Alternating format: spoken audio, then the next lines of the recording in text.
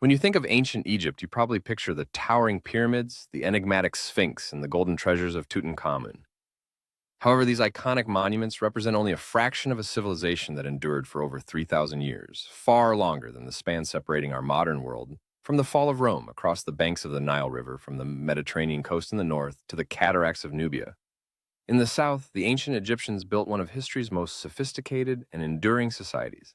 They developed complex systems of government, religion, writing, and engineering that would influence countless civilizations to come.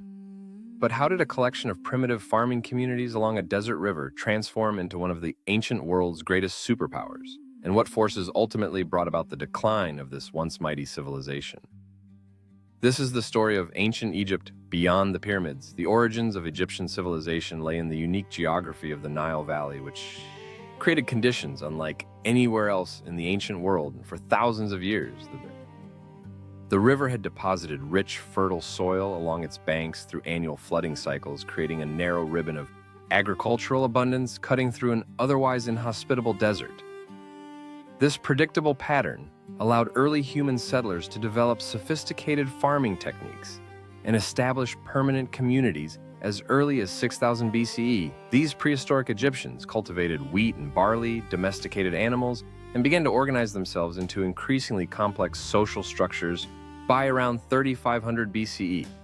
Two distinct kingdoms had emerged: the northern kingdom of Lower Egypt encompassing the Nile Delta region, and the southern kingdom of Upper Egypt, stretching along the river valley. These two realms developed their own distinct cultures, traditions, and patron deities.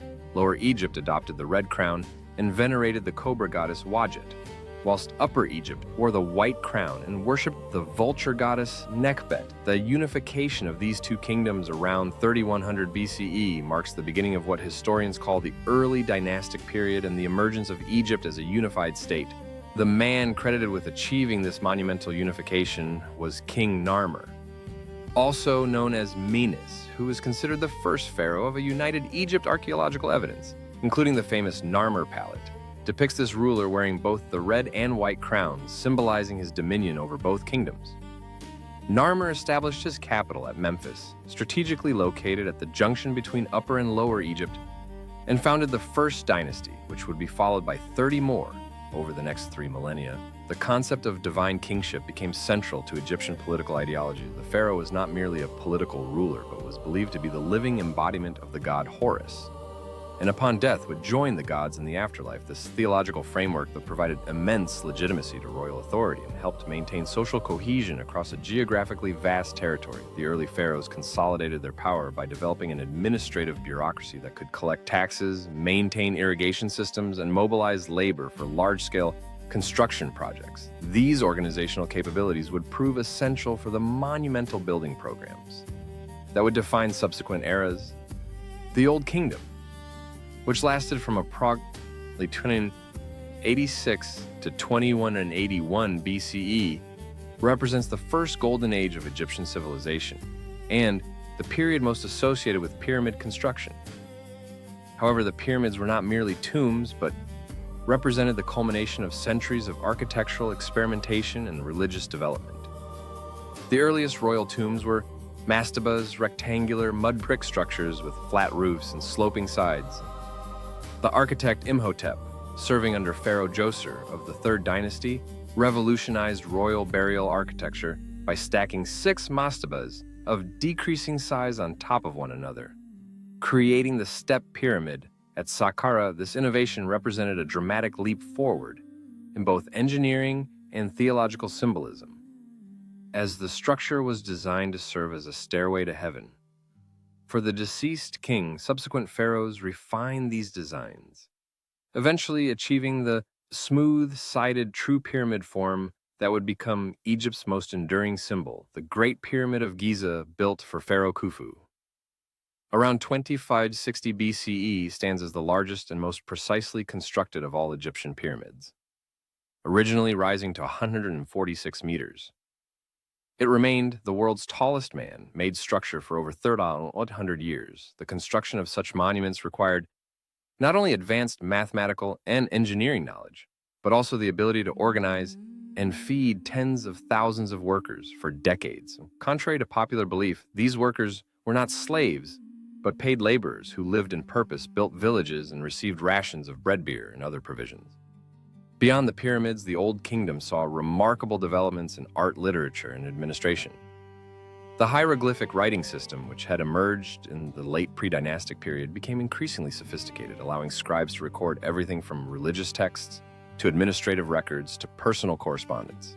The pyramid texts inscribed on the walls of later Old Kingdom pyramids represent some of the oldest religious writings in human history and provide invaluable insights into Egyptian beliefs about death and the afterlife. Egyptian artists developed distinctive conventions for depicting the human form that would persist for millennia. Figures were shown with heads in profile, but eyes facing forward, torsos shown frontally, but legs in profile, creating a composite view that captured what Egyptians considered the most characteristic aspects of each body part. The Old Kingdom also established the fundamental patterns of Egyptian government, with the pharaoh at the apex of a hierarchical system that included viziers, provincial governors, priests, scribes, and countless other officials. However, the very success of this system contained the seeds of its eventual breakdown. As provincial governors called nomarchs accumulated wealth and power, they gradually became more independent of central authority when a series of low Nile floods led to famine and social unrest around 2200 BCE. The weakened central government proved unable to maintain control, and Egypt fragmented into competing regional powers, ushering in the first intermediate period, the Middle Kingdom, which emerged around 2055 BCE. After Pharaoh Mentuhotep II of Thebes reunified Egypt, represents a renaissance of Egyptian culture and a shift in political ideology.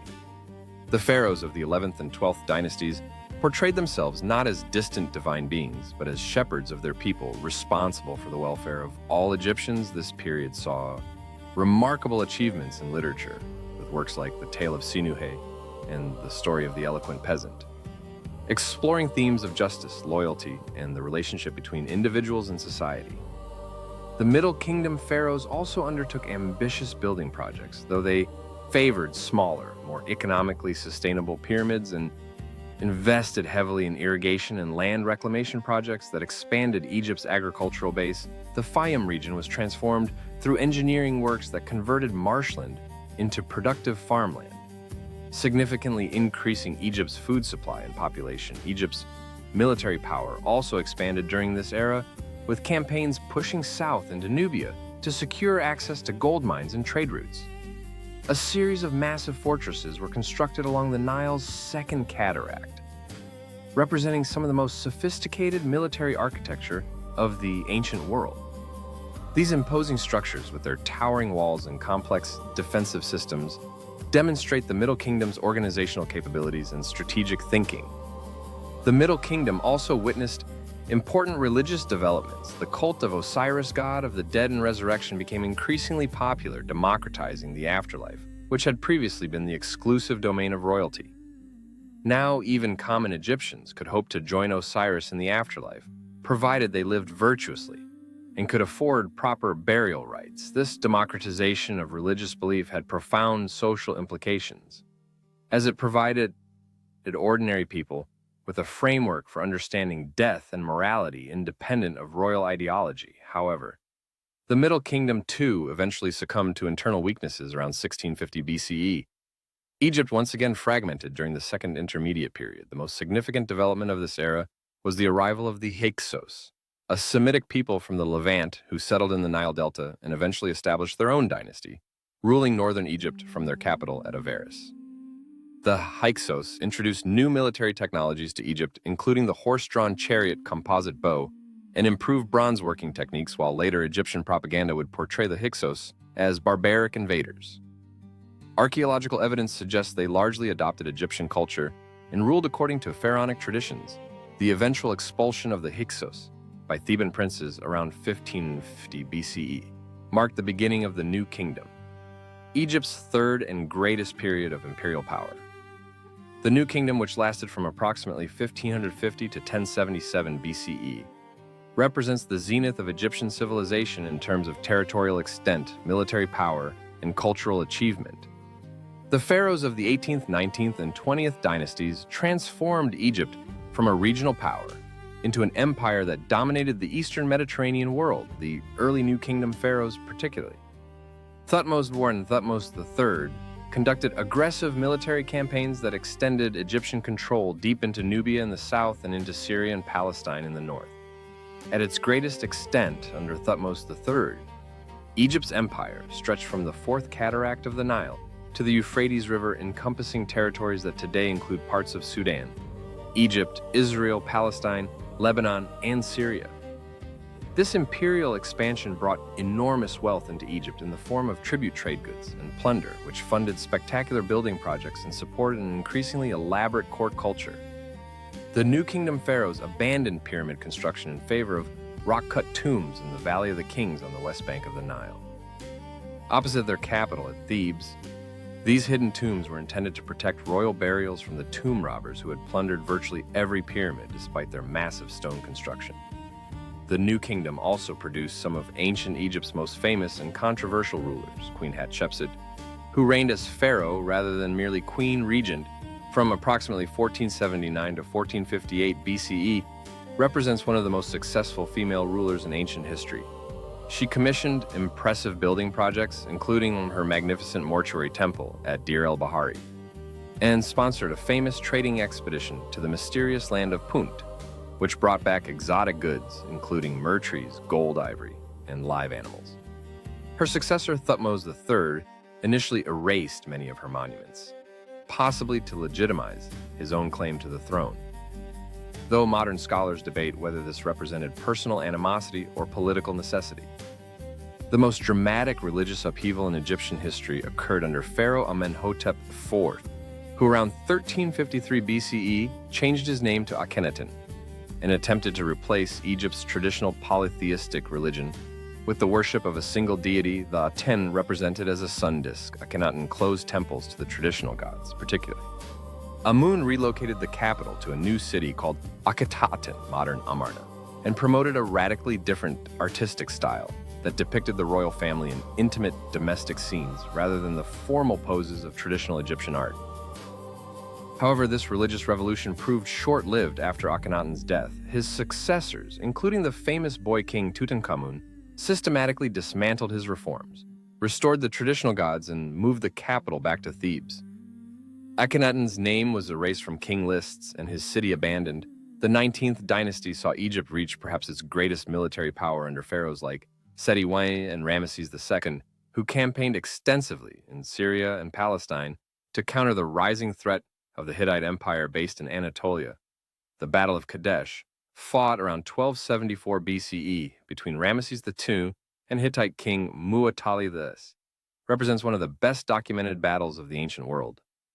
Both sides claimed victory, and the engagement ultimately proved inconclusive. But it led to the world's first recorded peace treaty between Egypt and the Hittites, establishing a border and promising mutual assistance against future threats.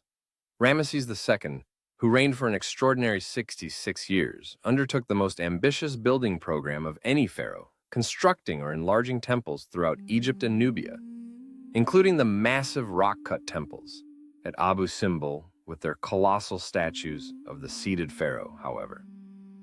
The cost of maintaining Egypt's empire and funding such grandiose projects placed enormous strain on the economy, and by the end of the New Kingdom, Egypt's power was clearly waning. The decline of the New Kingdom coincided with a period of widespread upheaval throughout the Eastern Mediterranean, known as the Late Bronze Age collapse around 1200 to 1150 BCE. Mysterious groups referred to in Egyptian texts as the Sea Peoples launched devastating attacks on civilizations throughout the region. The Hittite Empire collapsed entirely, Mycenaean Greece fell into a dark age, and numerous cities in Syria and Palestine were destroyed. Ramesses III managed to repel several Sea Peoples invasions, but the effort exhausted Egypt's resources. His successors proved increasingly weak, and Egypt gradually lost control of its imperial possessions. The priesthood of Amun at Thebes accumulated enormous wealth and power, eventually rivaling the pharaohs themselves by 1077 BCE. Egypt had effectively split with the high priests of Amun, controlling the south while a line of pharaohs ruled the north from Tanis. Thus began the Third Intermediate Period, characterized by political fragmentation, foreign rule, and periodic reunification. The subsequent centuries saw Egypt ruled by a bewildering succession of native and foreign dynasties. Libyan chiefs who had settled in Egypt established the 22nd and 23rd dynasties. Nubian kings conquered Egypt and ruled as the 25th dynasty, portraying themselves as restorers of traditional Egyptian values. The Assyrian Empire briefly conquered Egypt in the 7th century BCE, though they were soon expelled by native rulers of the 26th dynasty, who presided over a final flowering of Egyptian culture known as the Saite Renaissance. This period saw a deliberate revival of Old and Middle Kingdom artistic styles and religious practices, as if Egyptians were attempting to recapture the glories of their distant past. However, Egypt's independence would not last in 525 BCE. The Persian Empire under Cyrus the Great conquered Egypt, incorporating it as a province into the vast Achaemenid Empire. The Persians ruled Egypt as the 27th dynasty, and while some Persian kings like Cambyses II and Darius I showed respect for Egyptian traditions and customs, others were remembered as oppressive tyrants. Native Egyptian revolts temporarily expelled the Persians in 404 BCE, leading to the establishment of the 28th through 30th dynasties. But these final native rulers could not resist the resurgent Persian Empire, which reconquered Egypt in 340 BC. Persian rule proved short-lived, however, as Alexander the Great swept through the Persian Empire, conquering Egypt in 332 BCE. The Egyptians welcomed Alexander as a liberator, and he was crowned pharaoh at Memphis. Alexander founded the city of Alexandria on the Mediterranean coast, which would become one of the ancient world's greatest centers of learning and culture after Alexander's death in 323 BCE. His general Ptolemy seized control of Egypt, establishing the Ptolemaic dynasty, which would rule for nearly 3 centuries. The Ptolemies adopted pharaonic titles and supported traditional Egyptian religion, but they were culturally Greek and ruled primarily for the benefit of the Greek-speaking elite. Alexandria, with its famous library and lighthouse, became the intellectual capital of the Hellenistic world, attracting scholars, scientists, and poets from across the Mediterranean. The Ptolemaic period saw the gradual decline of traditional Egyptian culture as Greek became the language of administration, and the native Egyptian population found themselves increasingly marginalized. In their own land, the last Ptolemaic ruler was the famous Cleopatra VII, who attempted to preserve Egyptian independence through alliances with powerful Romans, first Julius Caesar and then Mark Antony. However, her defeat alongside Antony at the Battle of Actium in 31 BCE and their subsequent suicides marked the end of ancient Egypt as an independent nation. In 30 BCE, Egypt became a province of the Roman Empire. Its vast grain harvests feeding the population of Rome itself, the Romans showed little interest in Egyptian culture beyond exploiting its resources, and while traditional religious practices continued for several more centuries, the construction of temples gradually ceased. The last hieroglyphic inscription was carved in 394 CE at the Temple of Philae, by which time Christianity had largely displaced the ancient gods. The legacy of ancient Egypt, however, extends far beyond its political extinction. The civilization's achievements in architecture, engineering, mathematics, medicine, and administration influenced subsequent cultures throughout the Mediterranean world and beyond. Greek and Roman tourists visited Egypt's ancient monuments with the same awe that modern visitors feel today. The mystery religions that swept through the Roman Empire drew heavily on Egyptian religious concepts, particularly the cult of Isis, which spread throughout the Roman world, even after the knowledge of hieroglyphic writing was lost, and Egypt's monuments became enigmatic ruins. The fascination with this ancient civilization never truly disappeared. A rediscovery of ancient Egypt through the decipherment of hieroglyphics in the 19th century opened a window into this lost world, revealing a civilization of remarkable sophistication, complexity, and endurance today as we stand before the pyramids or gaze upon the treasures of Tutankhamun. We are connected across millennia to people who grappled with the same fundamental questions about life, death, power, and meaning that continue to occupy humanity. The story of ancient Egypt reminds us that even the mightiest civilizations are not eternal, but also that human creativity, ingenuity, and the desire to leave a lasting mark on the world can create monuments that endure long after empires have crumbled into dust.